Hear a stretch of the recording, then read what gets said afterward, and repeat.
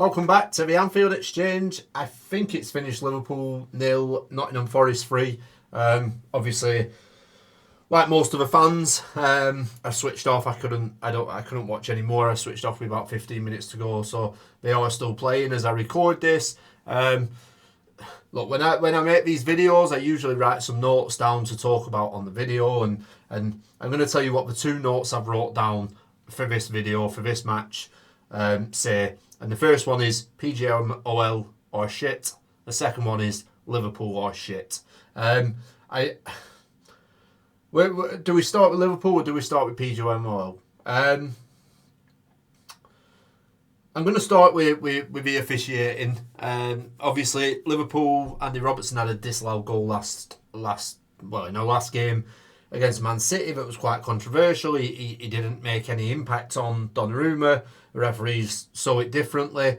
The exact same things happened here today. I think the consistency of officiating is absolutely shambolic.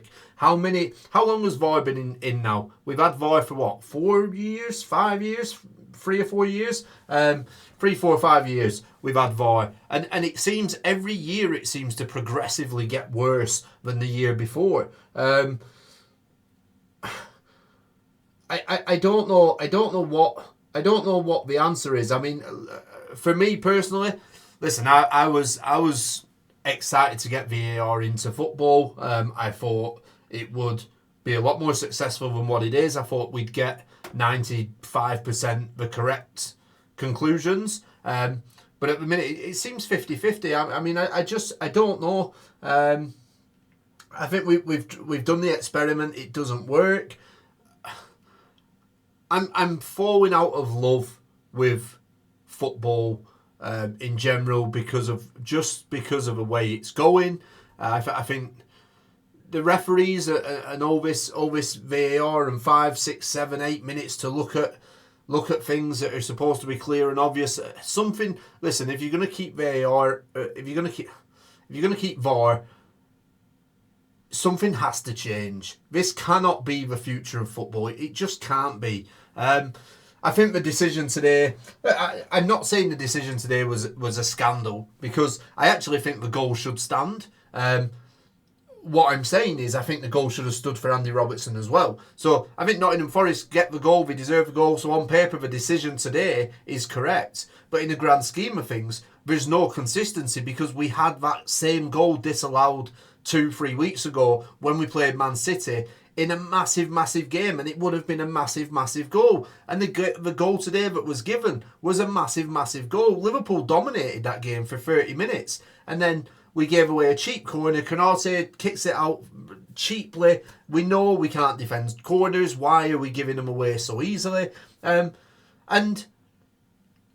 we concede a goal. And I think had the goal been disallowed, it would have been harsh on Nottingham Forest, because the goal was perfectly fine. I think from a Liverpool perspective, I wanted it to be disallowed to see the consistency of what VAR have been doing and what PGMOL are doing, because we've seen it for 2-3 years now. There is no consistency. You see decisions given for one team that then go against other teams. Listen, I don't want to make this video about PGMOL, because I think everybody knows what a shambolic organisation it is. I actually think, if any of you watch Mark Goldbridge, I think he actually raises a very good point. If we are going to keep VAR, and he's been banging this drum for a while now, if we are going to keep VAR, if we're going to keep VAR, then I think you need to separate it. We hear it on Monday nights, Howard Webb and Michael Owen, and they discuss it, and you hear them on there. And Mark Goldbridge has been saying forever, these guys are all mates. They're all there to protect each other. And when you get that, you're not always looking for the best decision for the game. You're sometimes looking for the best decision to help your mates out. And that's what all these people are. You hear them on the radio. Oh, Ollie, yeah, I think this. Do you know what? They've all got nicknames for each other. They all obviously know each other, and that's fine. But Mark Goldbridge has been saying about an independent panel for VAR. So there's none of this friendships. There's none of this protection. If a referee makes a decision, you bring in an external panel of people, and again, it's all subjective. We know it's all going to be subjective, but you bring in an external panel of whatever you want, former officials, former footballers, former professionals in some capacity who understand the game. And if a referees make a mistake, then these guys go and override that mistake because they have no loyalty to these referees. So listen, I think that's a good idea. I think that's a good idea if you're going to keep VAR. Personally, I think I'm done with it. I think the passion is being sapped out of football with what we've seen in the last 3-4 years. I mean, I much preferred watching football, Premier League football, pre-VAR, back in the days when VAR never existed. Yeah, you're going to get some errors, and yeah, it's hard to take, but you can accept a human error more than you can when somebody's got 5 or 6 different angles and they can watch this replay over and over again and they come to the wrong decision. Still, it's harder to take than somebody making a decision on the field and getting it wrong. I don't know.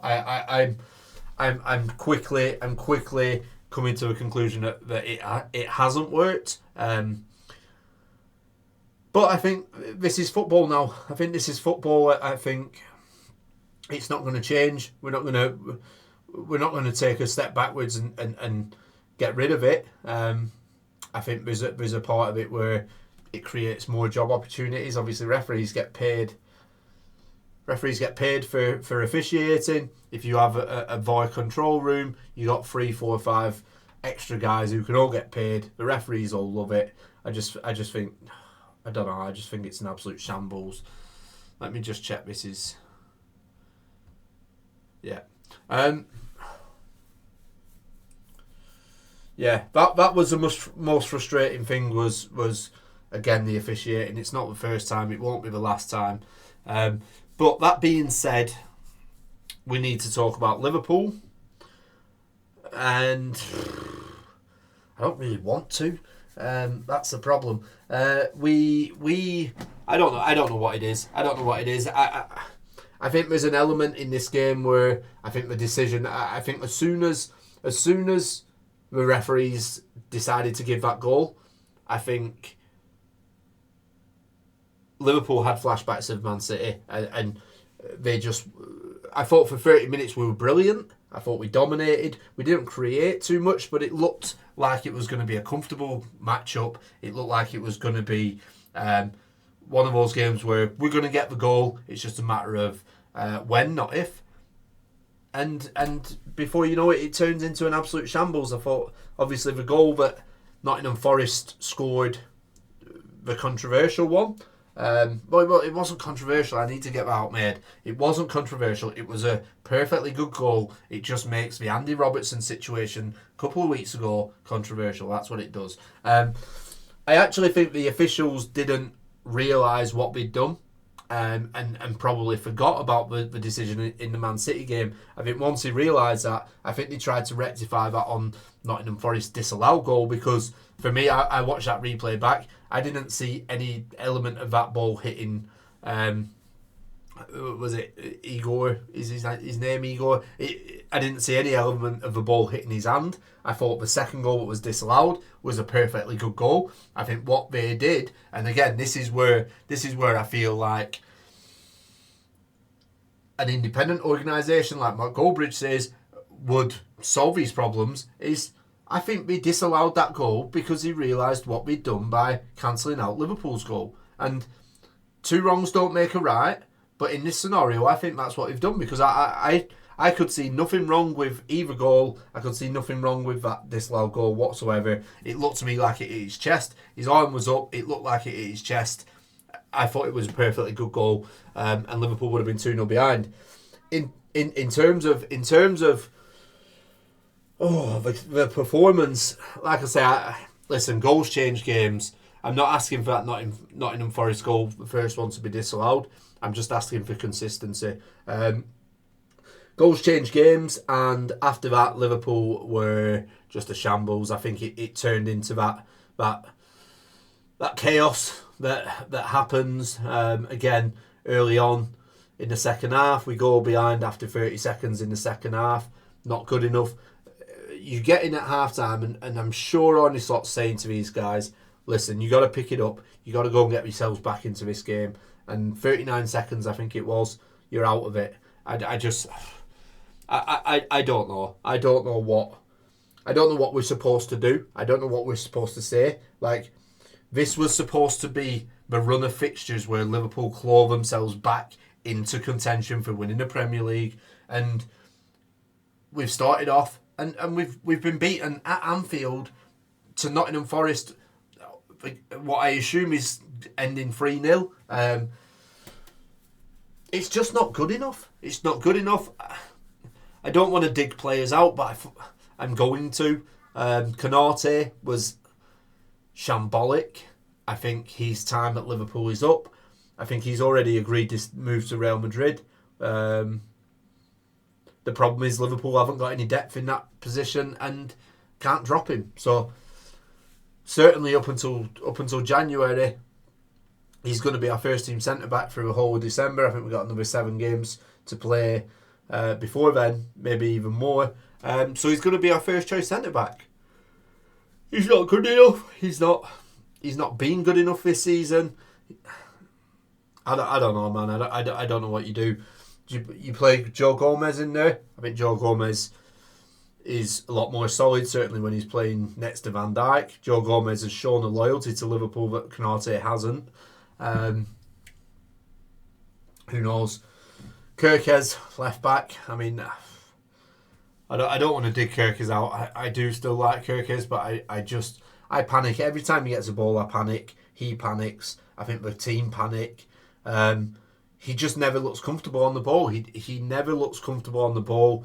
There was a point in the first half? It was in the first half where Nottingham Forest have played a ball over the top. Serious game, sending me to sleep. And they've sent a ball over the top, and Kirkes is running back to it, and the fans actually cheered, right? And this is where we've set the bar with Kirkes. The fans cheered because he passed it back to Alisson with his right foot. And this isn't me digging the fans out, because I was the same. It was, my expectation was that he was going to do something else, that he was going to try and take it onto his left foot somehow. And do you know what I mean? The fact that he did what 99.9% of other defenders would do in that situation, and pass the ball back to his keeper with his weaker foot, and we all cheered it. I mean, how low are the expectations for Kirkes?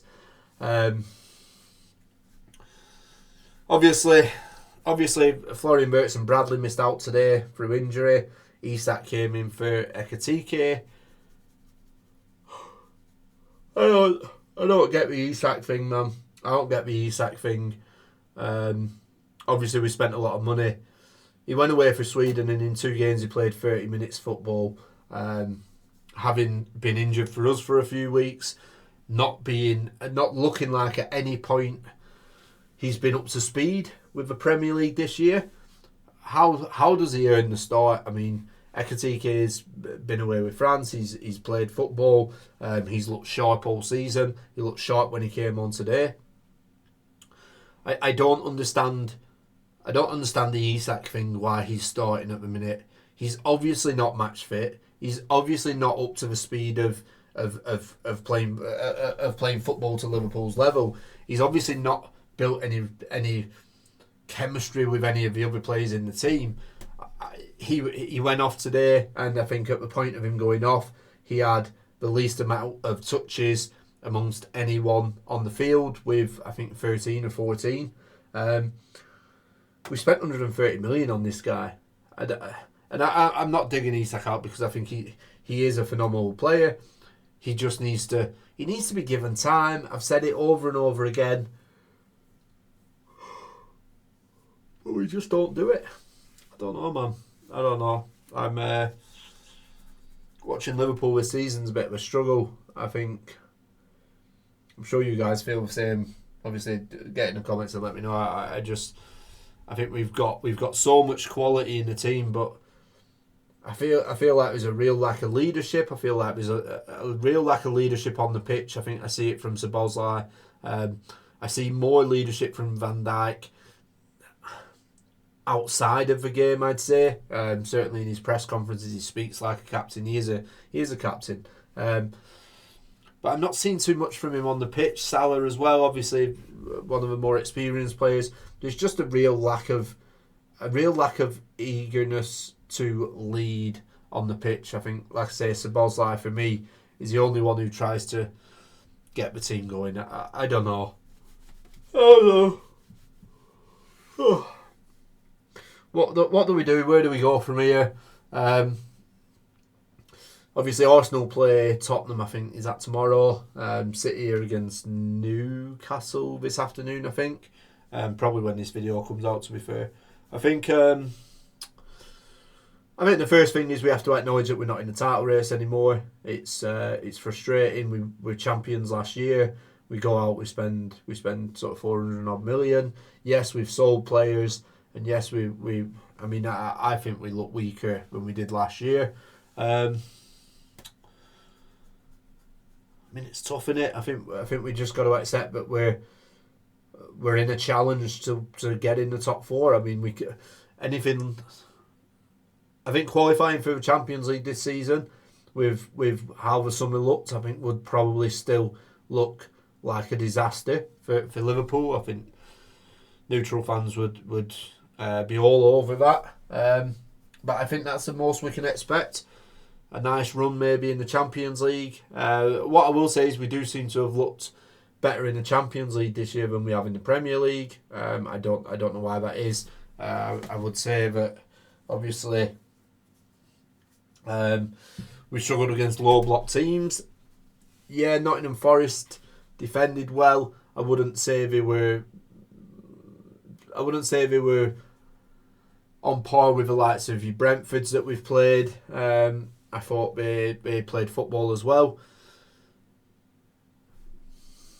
I don't know. It's tough, innit?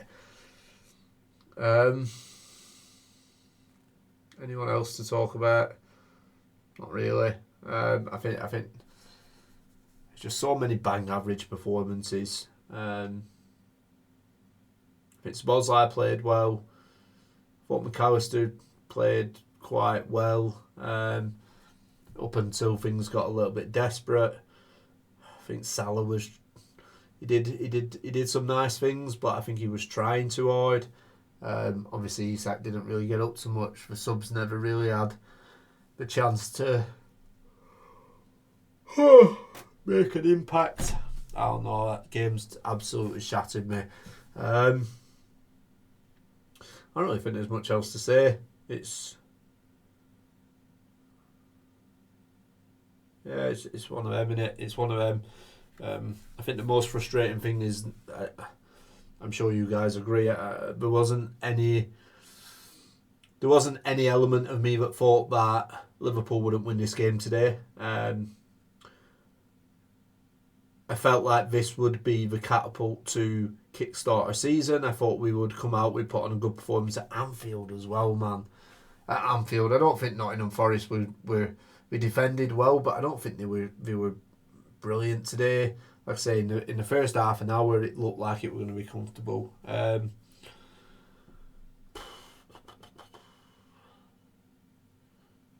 tough, innit? I don't even want to sort of I don't want to break the game down. Just it's the same. We see the same shit every week from Liverpool. We seem to play well in patches. What I will say about Liverpool is the mentality. We haven't got the mentality that we used to have. I mean, Liverpool of the past under Jurgen Klopp and probably under Arne Slot last year, they wouldn't go 1-0 down and the heads collapse, which is what happened today. After we went 1-0 down about half an hour up until half time, we looked like we could concede 2 or 3 more goals. We probably should have conceded the second that got disallowed. And then, we obviously conceded 2 in the second half. Again, I don't know what to say. It's 3-0. It's embarrassing, isn't it? It is embarrassing. How do we change it? How does Arne Slot change it? Is there anything he can do to change it? I don't believe he's got the personnel to change it. I think, for me personally, I think a big part of what Liverpool were lacking from last season is that pressing from the front. We saw it. We've seen it in games. We saw it against Real Madrid. We saw it against Eintracht Frankfurt. I'd say them two were probably our best performances this season. We've not really seen too much of it. I think we were expecting to see it against Man City, but it never materialised. And we just don't seem to have that press anymore, which is what has it's what's made Liverpool so good in recent years. I think obviously playing Szoboszlai at right back doesn't help with that. I think our press looks strongest when Szoboszlai plays in the number 10. That being said, he played in the 10 against Man City and it was non-existent. So